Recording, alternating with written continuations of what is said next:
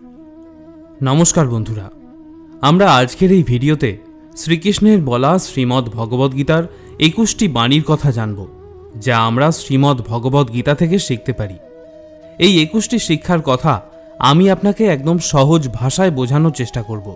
তাই আগামী কিছু মিনিট এই ভিডিওটিতে বলা প্রত্যেকটি কথা আপনাকে মনোযোগ সহকারে শুনতে হবে। তাহলে চলুন সময় নষ্ট না করে এগোনো যাক পৃথিবীর সেই মহাজ্ঞানের ভাণ্ডারের দিকে, যা শুধুমাত্র এই দুনিয়ারই নয়, সমগ্র সৃষ্টির সবথেকে জ্ঞানী ব্যক্তি ভগবান শ্রীকৃষ্ণ কর্তৃক দেওয়া হয়েছিল। আর এই কথাগুলি খুবই সহজে অনুধাবন করে এবং মেনে চললে যে কোনো ব্যক্তি সেই সব কিছুই পেতে পারে যা সে মনে মনে পেতে চায়। যদি কেউ আনন্দে থাকতে চায় বা সফল হতে চায় বা নিজের জীবনকে সুন্দরভাবে নির্বাহ করতে চায়, শ্রীমদ্ ভগবদ গীতার থেকে বড় শিক্ষা আর কোনো কিছুই হতে পারে না। তাহলে চলুন শুরু করা যাক। আমি চেষ্টা করব যেমন করেই হোক যতটা সহজভাবে সম্ভব ভগবদ গীতার এই শিক্ষাগুলি যাতে সুন্দরভাবে উপস্থাপন করতে পারি। প্রথম শিক্ষা, কোনো কাজ ভালো না খারাপ সেটা নির্ভর করছে সেই কাজ করার পিছনে আপনার উদ্দেশ্য। এই কাজ আপনি কেন করতে চান? আপনি কি এই জন্য কাজটা করছেন যাতে করে আপনার কোনো স্বার্থ চরিতার্থ হয়, নাকি আপনি এই জন্য সেই কাজটি করছেন যে সেই কাজে কারোর মঙ্গল হবে? যদি সেই কাজের পরিণাম ভালো হয়, সেই কাজটি ভালো না খারাপ তা নির্ভর করবে কাজটির উদ্দেশ্য ভালো ছিল নাকি খারাপ। যদি আপনার কর্মের পরিণাম খারাপও হয়, আপনি মনোমতো সাফল্য নাও পেতে পারেন। যদি আপনার উদ্দেশ্য সঠিক থাকে তাহলে সেটা অবশ্যই ভালো কর্ম। ভেবে দেখুন, মহাভারতের যুদ্ধে পাণ্ডবরা যুদ্ধ করছিলেন, আবার কৌরবরাও যুদ্ধ করছিলেন। পাণ্ডবরা ধর্মের জন্য যুদ্ধ করছিলেন আর কৌরবরা অধর্মের জন্য। দুজনই একই যুদ্ধের ময়দানে লড়ছিলেন এবং তাদের সম্পূর্ণ শক্তিকে একে অন্যের বিরুদ্ধে প্রয়োগও করছিলেন। কাজ এক হলেও, পরিশ্রম এক হলেও কৌরবরা পরাজিত হয়ে গেল আর পাণ্ডবরা জিতে গেল। এর কারণ কি? কারণ হলো উদ্দেশ্য, ইন্টেনশন। দ্বিতীয় শিক্ষা, সত্য এবং সদ্গুণকে না তো কখনো হারানো যায়, না তো কখনো লুকানো যায়। সেই জন্যই সত্য কথা বলতে এবং ভালো উদ্দেশ্য নিয়ে কাজ করতে কখনো পিছপা হবেন না। এই বিষয়ে ভগবান নিজেও বলেন যে সত্য এবং সূর্যের কিরণকে বেশিক্ষণ লুকিয়ে রাখা যায় না, সত্য এবং চন্দ্রের জ্যোৎস্নাকে বেশিক্ষণ আড়ালে রাখা যায় না। একটা সময়ের পরে তাকে সবার সম্মুখে আসতেই হবে। আপনি তাদেরকে সামনে আসা থেকে আটকাতে পারবেন না। তাই আজ যদি আপনি এমন কাজ করছেন যেটা ভুল, যার উদ্দেশ্য খারাপ, যার মধ্যে মিথ্যা লুকিয়ে আছে, ছলনা লুকিয়ে আছে, আপনার উচিত সেই কাজকে আজই ছেড়ে দেওয়া।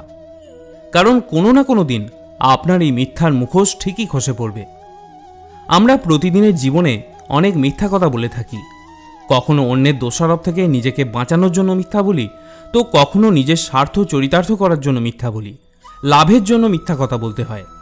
শ্রীমদ্ ভগবদ গীতায় এটাও বলা হয়েছে যে যদি আপনাকে এরকম কোনো সত্য কথা বলতে হয় যাতে একজন বিপন্ন ব্যক্তি আরও বিপদগ্রস্ত হয়ে পড়েন, তাহলে এরকম সত্য কখনো ভালো হয় না।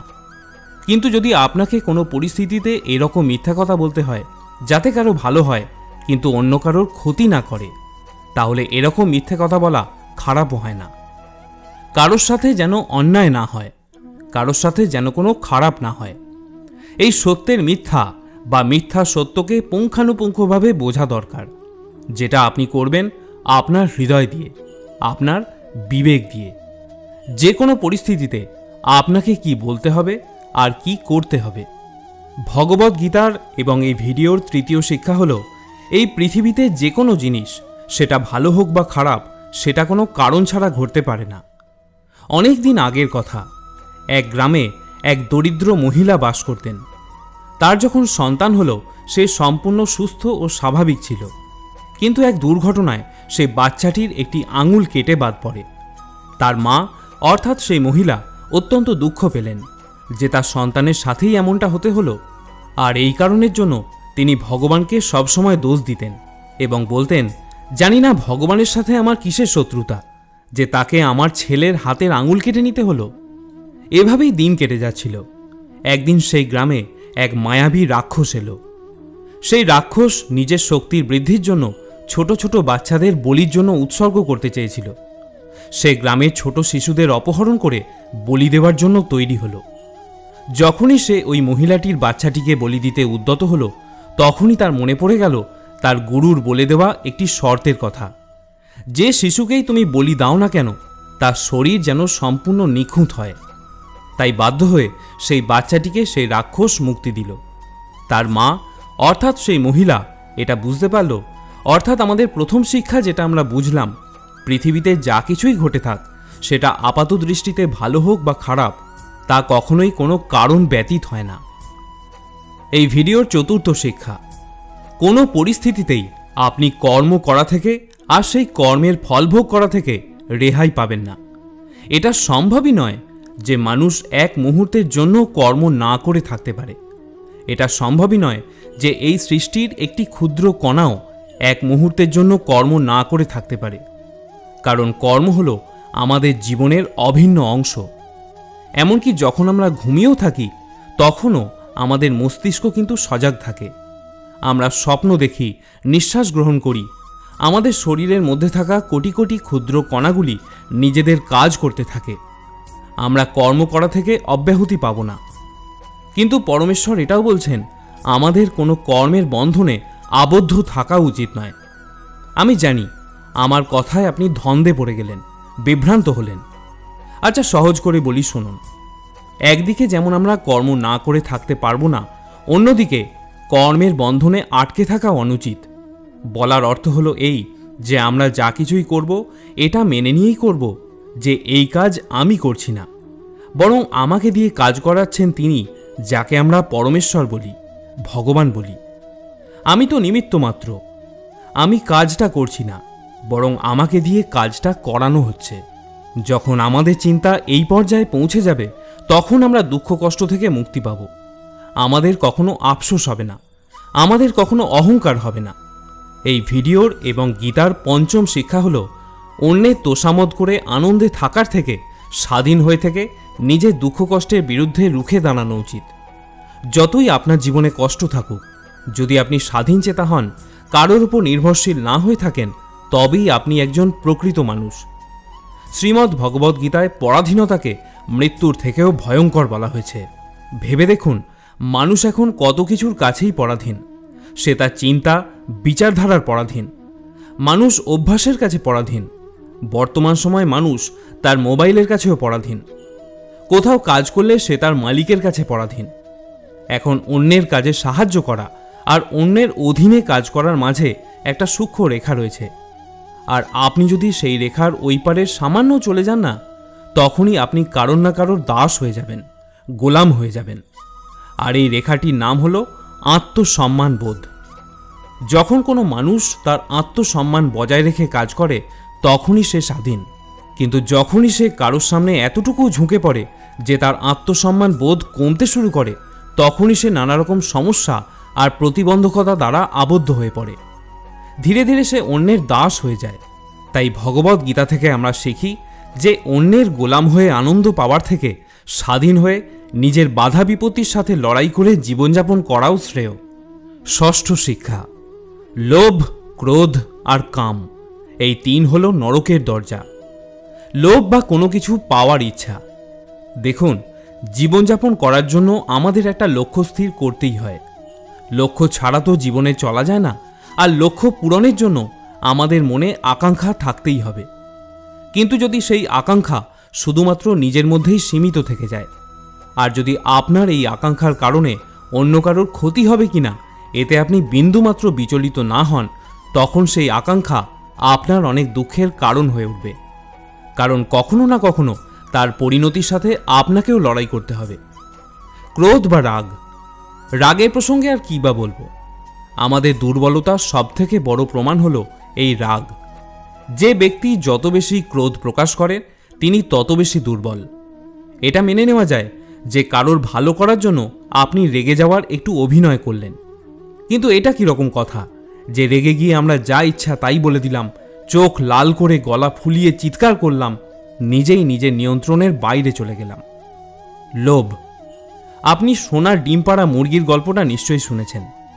মুরগিটি প্রতিদিন একটা করে সোনার ডিম দিত, কিন্তু তার মালিক অতিরিক্ত লোভের বশবর্তী হয়ে ভাবলেন যে না জানি এর পেটে কত সোনার ডিম আছে, আর আমি একটা করে ডিম চাই না, আমার সব সোনার ডিম একসাথে চাই। আমি এখনই মুরগিটাকে হত্যা করে সব ডিম বের করে নেব। কিন্তু পরিণতি কি হলো? মুরগিটি মরে গেল, আর পরের দিন থেকে সোনার ডিম পাওয়া বন্ধ হয়ে গেল। বাসনা বা ডিজায়ার, রাগ বা অ্যাঙ্গার, আর লোভ বা গ্রিড, এই তিনকে এই জন্যই নরকের দরজা বলা হয়েছে। আর আমি এখানে মৃত্যুর পরে নরকের কথা বলছি না। নরকের সমান জীবনযাপন করা মৃত্যুর পরে নরকের থেকেও ভয়ঙ্কর। এই ভিডিওর এবং ভগবদ্গীতার সপ্তম শিক্ষা হল, আপনি জীবনে যা কিছুই হয়ে থাকেন না কেন, সেটা শুধুমাত্র আপনার মনের বিচার বা ভাবনা চিন্তার জন্যই হয়েছেন। কোনো ব্যক্তি মনের দিক থেকে কতটা উন্নত বা অবনত, সেটা শুধুমাত্র তার চিন্তাভাবনা বা সেলফ বিলিফের উপর নির্ভর করে। একজন ভিখারিও যদি কোটিপতি হতে চায় না, যদি সে মন থেকে ধনী হতে চায়, এই দুনিয়ার কোনো শক্তি তাকে সেটা হওয়ার থেকে বাধা দিতে পারবে না। আর যদি কোনো ধনী লোক বা কোটিপতি নিজেকে নিঃস্ব করতে চায়, সেটাও খুব সহজ।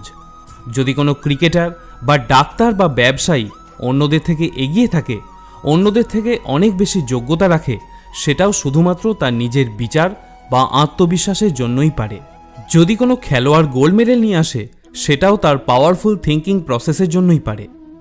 কোনো একটা কাজকে বাস্তবে শেষ করতে অনেক দিন লাগতে পারে, 5 বছর লাগতে পারে, 10 বছর লাগতে পারে, এমনকি সারা জীবনটাও লেগে যেতে পারে। কিন্তু এতগুলো বছরেও যদি আপনার পথ থেকে আপনি বিভ্রান্ত না হন, যদি পথভ্রষ্ট না হন, যদি লক্ষ্য স্থির রেখে এগিয়ে যেতে পারেন, তাহলে সেটা শুধুমাত্র আপনার আত্মবিশ্বাসের জন্যই। যদি আপনি মনে মনে কোনো লক্ষ্যকে জয় করে ফেলেন, তাহলে তাকে বাস্তবে জয় করা একটা উপলক্ষ্য মাত্র হয়ে যায়।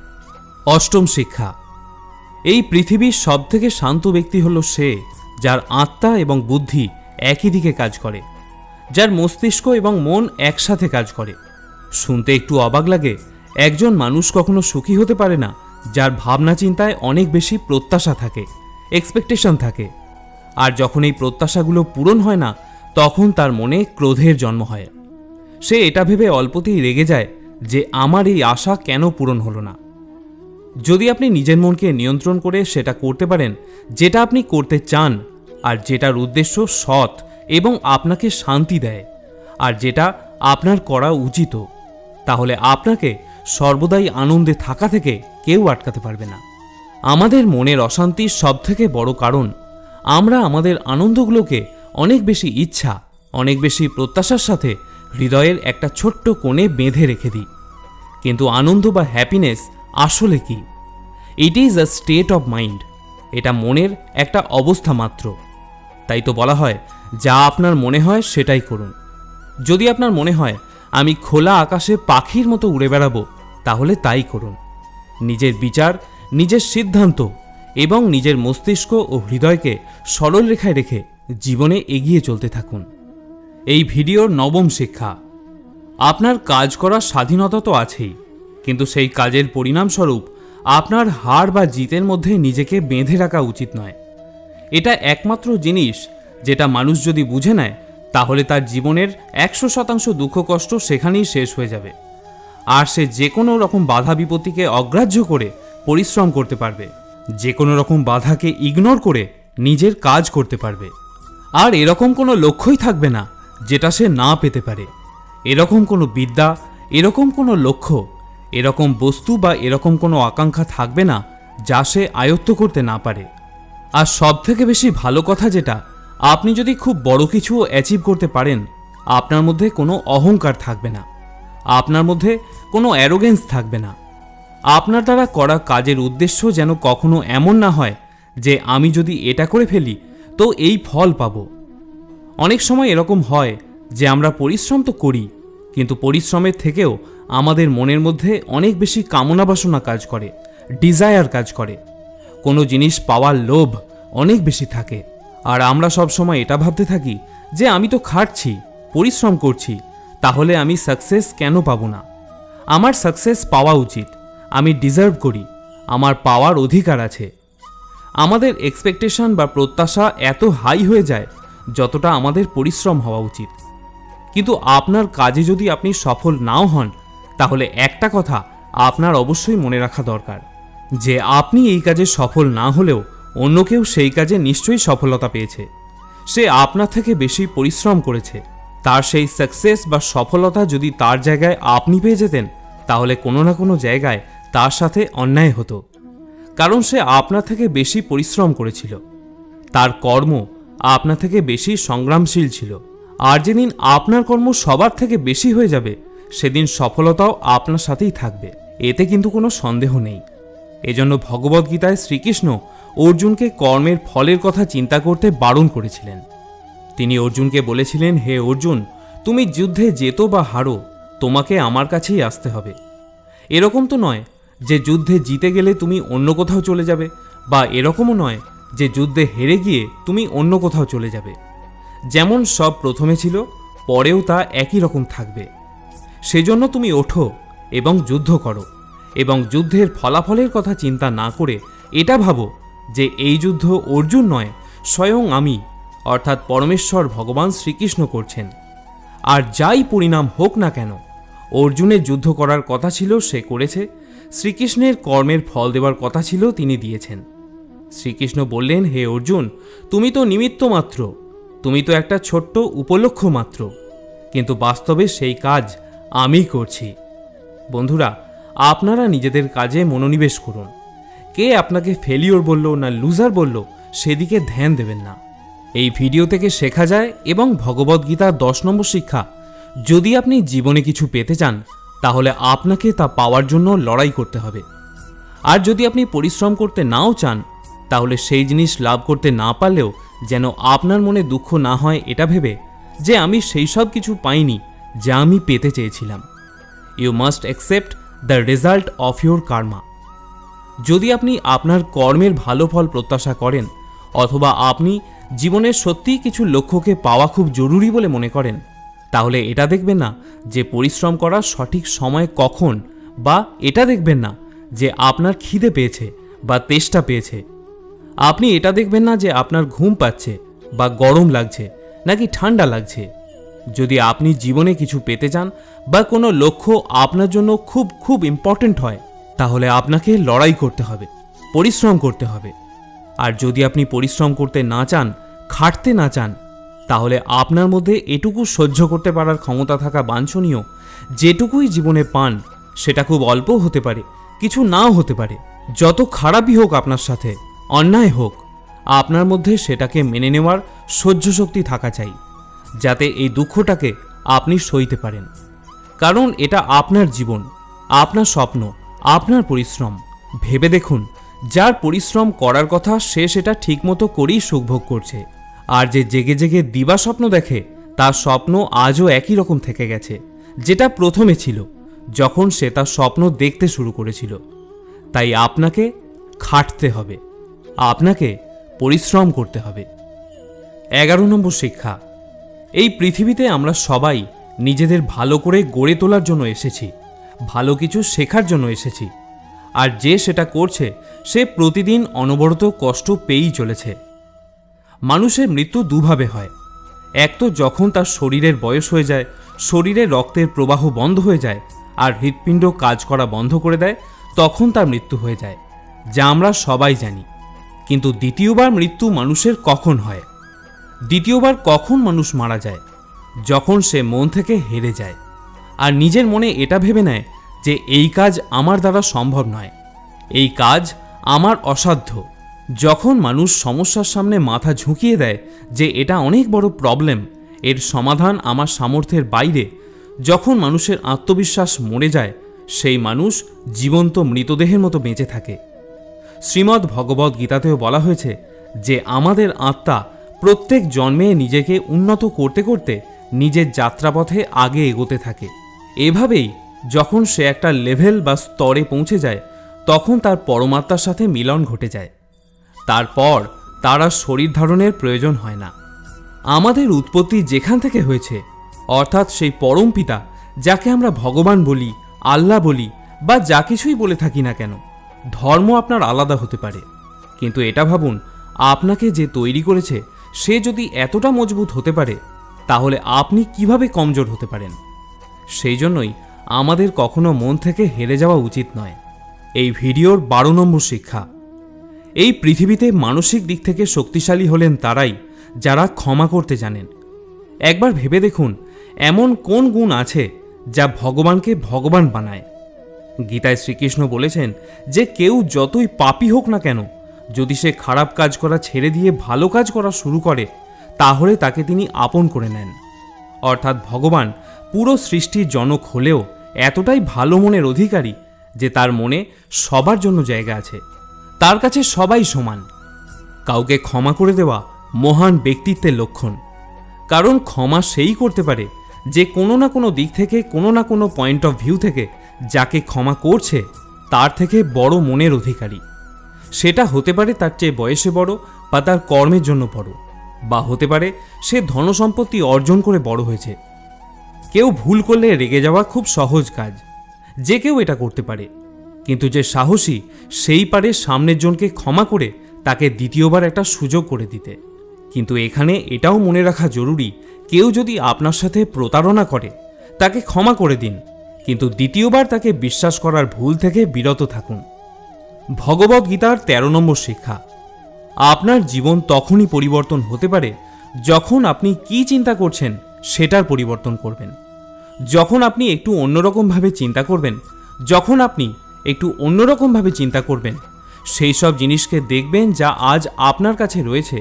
শুধুমাত্র আপনার নিজেকে অন্যরকমভাবে দেখা এবং অন্যরকম ভাবনা চিন্তা করার অভ্যাসই পারে আপনাকে সবার থেকে আলাদা করতে, সবার মধ্যে একটা আলাদা আইডেন্টিটি দিতে। আমরা প্রত্যেকেই নিজেদের জীবনে অনেক কিছু করতে চাই। আমরা স্বপ্ন দেখি যে আমাদের কাছে অনেক টাকা থাকবে। আমরা সবাই দেখি আমার কাছে বড় সুন্দর একটা বাড়ি থাকবে, এমন একটা বিজনেস থাকবে বা ব্যবসা থাকবে যেখানে অনেক প্রফিট থাকবে। এরকম ভাবনা চিন্তা করা খুবই ভালো। ভাবুন, প্রত্যেকের অধিকার আছে ভাবার। যদি আপনি ভালো কল্পনা করতে পারেন, উচ্চাকাঙ্ক্ষা রাখেন, সেটা একটা বড় প্রমাণ যে আপনি জীবিত আছেন। আপনি আপনার মতো জীবন কাটাচ্ছেন। আপনার বড় বড় স্বপ্নের জন্য আপনার ভাবনা চিন্তা করার পদ্ধতিতেও পরিবর্তন আনতে হবে। আপনাকে সেই সব কিছু পেতে হবে যা আপনি পেতে পারেননি। আপনাকে এমন কিছু একটা করতে হবে যা আপনি এখনো করে উঠতে পারেননি। আর আপনার চিন্তাভাবনা যদি আগের মতোই থাকে, যা আপনি এতদিন ভেবে এসেছেন, আর সেটাই করতে থাকেন যা আপনি এতদিন করে এসেছেন, তাহলে এবারেও আপনি সেটাই পাবেন যা এতদিন আপনি পেয়ে এসেছেন। পরিস্থিতিকে বুঝুন। কিছু অন্যরকম পেতে হলে কিছু অন্যরকম করতেই হবে।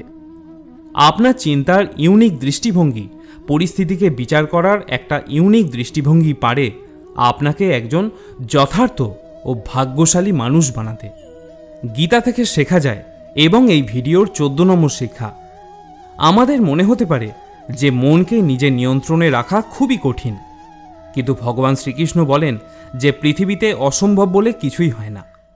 আমাদের বিচার, আমাদের মন, আমাদের ভাবনা চিন্তা আমরা নিজেদের বশে করতে পারি। শর্ত হলো একটাই, যে আমাদের সেটা করতে চাইতে হবে, আমাদের অভ্যাস করতে হবে। যখন শ্রীকৃষ্ণ অর্জুনকে বললেন যে হে অর্জুন, তোমাকে নিজের মনকে নিয়ন্ত্রণে রেখে এখন শুধুমাত্র যুদ্ধ করার জন্য মনোনিবেশ করতে হবে, তখন অর্জুন বললেন, হে কৃষ্ণ, আপনি বলে তো দিলেন যে এই মন সমস্ত দুঃখের কারণ, সমস্ত ব্যাধির কারণ, কিন্তু এটা তো অসম্ভব যে মনুষ্য নিজের মনকে পুরোপুরি নিজের বশে করে ফেলবে। এরকম কোনো পদ্ধতি আছে? এমন কি করা যায় যাতে আমি নিজের মনকে সম্পূর্ণরূপে নিয়ন্ত্রণ করতে পারি? উত্তরে ভগবান শ্রীকৃষ্ণ বললেন যে পৃথিবীতে এমন কিছু কাজ নেই যা মানুষ করতে পারে না। এটা তো একদমই ঠিক কথা। কখনো কি আমরা ভেবেছিলাম যে আমরা চাঁদে যেতে পারবো? অসম্ভব বলে কিছু হয় না। চেষ্টা করলে যে কোনো কঠিন কাজকে সহজ করা যায়। যদি কেউ পর্বতকেও জয় করতে চায় আর সেটা একবারে নাও পারে, তাহলেও তাকে প্রয়াস করতে হবে। যদি আপনি বারবার ফেল হয়ে যান আর আপনাকে সেই কাজে সফলতা পেতে হয়, তাহলে আপনার এই ফেল করার সংখ্যা বাড়াতে হবে।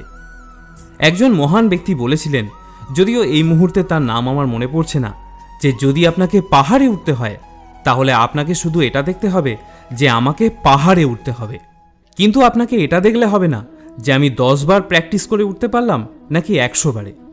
উঠতে হবে মানে উঠতেই হবে।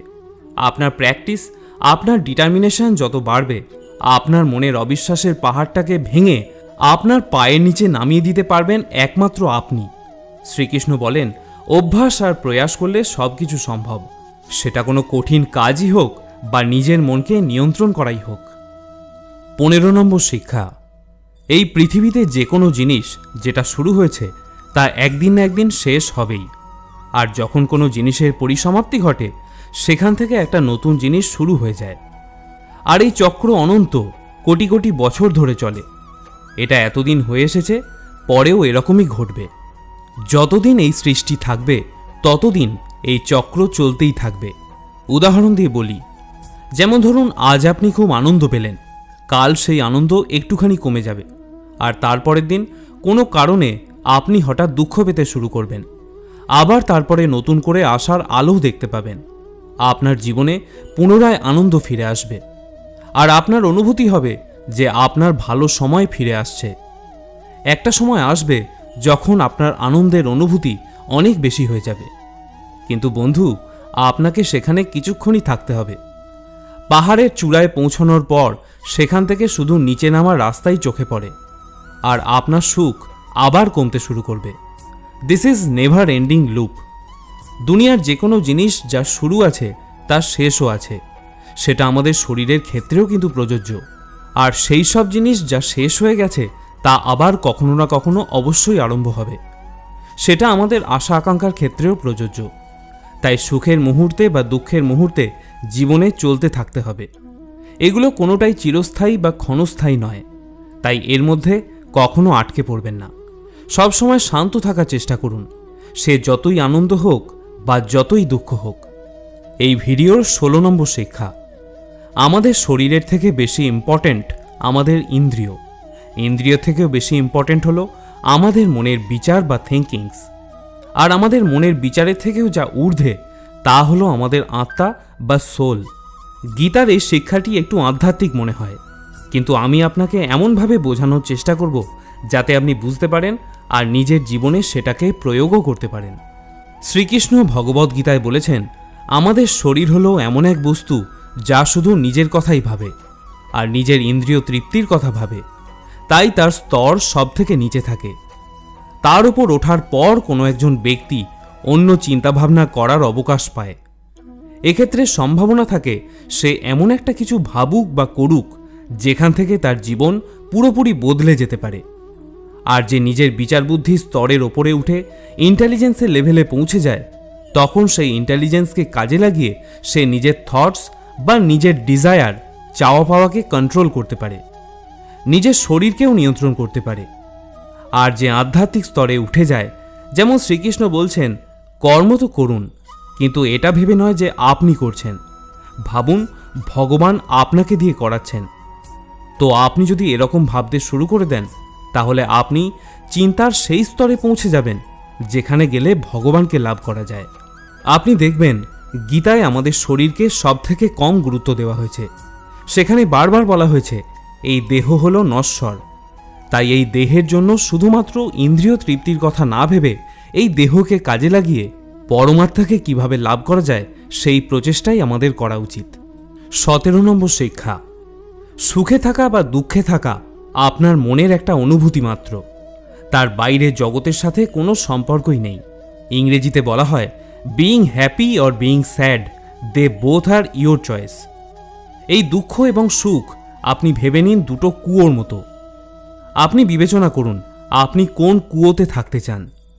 যদি আপনি আনন্দ দিয়ে পরিপূর্ণ কুয়োটিতে থাকতে চান, তাহলে কেউ আপনাকে সেখান থেকে তাড়িয়ে দেওয়ার হাজার চেষ্টা করুক না কেন, আপনাকে দুঃখ দেওয়ার যত চেষ্টাই করুক না কেন, এটা আপনার উপর নির্ভর করে আপনি সুখের কুয়োটি থেকে বেরোতে চান নাকি চান না। Same thing also applies in sadness. আপনি যখন মনস্থির করে ফেলেন যে আমাকে তো দুঃখেই থাকতে হবে, আর দুঃখের অতল গহ্বরের কুয়ো থেকে আপনি বেরোতেই না চান, তাহলে দুনিয়ার সবথেকে বড় সুখও আপনাকে আনন্দিত করতে পারবে না। সুখে থাকা বা দুঃখে থাকা আপনার চয়েস। সিদ্ধান্ত সম্পূর্ণ আপনার যে আপনি কেমন থাকতে চান। এই ভিডিওর এবং ভগবদ্গীতার 18 নম্বর শিক্ষা। দুনিয়ার সবথেকে বড় শত্রু হলো আমাদের মন। যদি আমরা নিজেদের মনকে বশে করতে না পারি তাহলে কি হবে? একবার ভেবে দেখুন, সবাই আমরা একই রকম পরিশ্রম করতে পারি না কেন? সবাই আমরা সুখে থাকতে পারি না কেন? আমরা সবাই একই রকম সফলতা লাভ করতে পারি না কেন? কারণ সবাই তাদের মনকে সমানভাবে নিয়ন্ত্রণে রাখতে পারে না। এই মন আমাদের সবথেকে বড় শত্রু, যদি আমরা একে নিয়ন্ত্রণ করতে না পারি। এটা এমন এক পাখি যাকে খাঁচায় বন্দি করতে কাল ঘাম ছুটে যায়। কিন্তু যদি আমরা চাই, আমরা আমাদের মনকে সবথেকে বড় বন্ধুতেও পরিণত করতে পারি। আমাদের মনকে নিয়ন্ত্রণ করে আমরা সেই সব কাজকে আরও ভালোভাবে কমপ্লিট করতে পারি যেগুলো করতে আমাদের ভালো লাগে না, কিন্তু যেগুলো করা অত্যন্ত জরুরি। ভগবদ্গীতায় মনকে নিয়ন্ত্রণ করার জন্য ভগবান শ্রীকৃষ্ণ মেডিটেশন বা ধ্যানযোগের কথা বলেছেন। শুধু তাই নয়, এই ধ্যানযোগ অবলম্বন করে আমরা পরমাত্মাকেও লাভ করতে পারি। তার জন্য আমাদের জীবনে নিয়মানুবর্তিতার অত্যন্ত প্রয়োজন। ভেবে দেখুন, যারা কখনো নিয়মকে গুরুত্ব দেয়নি বা যারা কখনো নিয়ন্ত্রণে থাকতে শেখেনি, তারা কখনো সফলতা লাভ করতে পেরেছে কি? তাই পরিশ্রম ও প্রচেষ্টার পাশাপাশি আমাদেরকে সংযম ও নিয়ন্ত্রণকেও সমান গুরুত্ব দিতে হবে। ভগবদ্গীতার 19 নম্বর শিক্ষা: মানুষ যখন ভূমিষ্ঠ হয় তখন সে কিছুই নিয়ে আসে না, আবার যখন সে মৃত্যুবরণ করে তখনও সে কিছুই নিয়ে যেতে পারে না। এই জীবনে আপনি যা কিছু জন্মগ্রহণ করার পর লাভ করেছেন তা আপনার আসার আগে অন্য কারো ছিল। আবার আপনি যখন সব ছেড়ে চির বিদায় নেবেন তখন সেই সব কিছু অন্য কারো হয়ে যাবে। যে টাকা পয়সা আপনার আজ আছে, যে খ্যাতি, যে ক্ষমতা আপনার আছে, তা একদিন অন্য কারো ছিল। আজ হয়তো আপনি সেগুলোর দাবি করতেই পারেন, কিন্তু একদিন আসবে যেদিন অন্য কেউ এসে আপনার লভ্য বস্তুর দাবি জানাবে, আপনার থেকে ছিনিয়ে নেবে। এটাই সৃষ্টির নিয়ম। ভগবদ্গীতার এটাই বড় শিক্ষা, যেটা সমস্ত পৃথিবীর মানুষকে বুঝতেই হবে। আচ্ছা, পরিবর্তনই যদি সংসারের নিয়ম হয়, তাহলে কিছু কি এরকম নেই যা অপরিবর্তনীয়, যা কখনো পরিবর্তন হবে না, যা আপনার মৃত্যুর পরেও আপনারই থাকবে? হ্যাঁ, আছে। আর সেটা হলো মনুষ্যত্ব। সবথেকে প্রথমে আমাদের ভালো মানুষ হতে হবে। আমরা সবাই পরমাত্মার অংশ, আর আমাদের আত্মা সেই পরমেশ্বরের সাথে সবসময় জুড়ে আছে। আমাদের আত্মা কখনো খারাপ হতে পারে না, কিন্তু আমাদের শরীরের সুখের জন্য আমরা প্রায়শই খারাপ কাজ বা ভুল কাজ করে বসি, আর তার পরিণতিও খারাপই হয়ে থাকে। যে যাই হোক, আজ আমাদের কাছে যা কিছুই থাক, সেটা প্রেম হোক, সম্পর্ক হোক, প্রতিপত্তি হোক বা ধনসম্পত্তি হোক, একদিন আমাদের থেকে অবশ্যই দূরে চলে যাবে। এটাই সৃষ্টিকর্তার নিয়ম যে গতকাল যা অন্য কারো ছিল, আজ তা আপনার কাছে আছে, কিন্তু আগামীকাল তা অন্য কারোর হয়ে যাবে। 20 নম্বর শিক্ষা: আমাদের জীবন না তো অতীতে আছে আর না তো ভবিষ্যতে আছে। আমাদের জীবন আছে এই বর্তমানে। যখন আমরা এই জীবন কাটাচ্ছি, এটাই হলো বর্তমান। আপনি দুদিন আগে যা করেছেন সেটাকে পরিবর্তন করতে পারবেন না, আবার দুদিন পর কি হবে সেটাও তো জানেন না। আমরা অতীতের কথা মনে তো করতে পারি, অতীতে করা কোনো কর্মের ফলও ভোগ করি। এমনকি আজ আমরা যা করছি তার পরিণতি একদিন ভবিষ্যতে আমাদের সামনে এসে দাঁড়াবে। তাই আমাদের উদ্দেশ্য এটা হওয়া উচিত যে বর্তমানে আমাদের কর্ম আমরা খুব মন দিয়ে করি। আমাদের আজকের কর্ম একটি উদ্ভিদের বীজের মতো হয়ে থাকে, যা একদিন না একদিন একটি বড় গাছ হবেই। কখনো একটু তাড়াতাড়ি, কখনো একটু দেরিতে হবে ঠিকই। এখন নির্ভর করে সেই বীজটি কেমন, সেই হিসাবে কিন্তু সেই বীজের গাছ বড় নিশ্চয়ই হবে।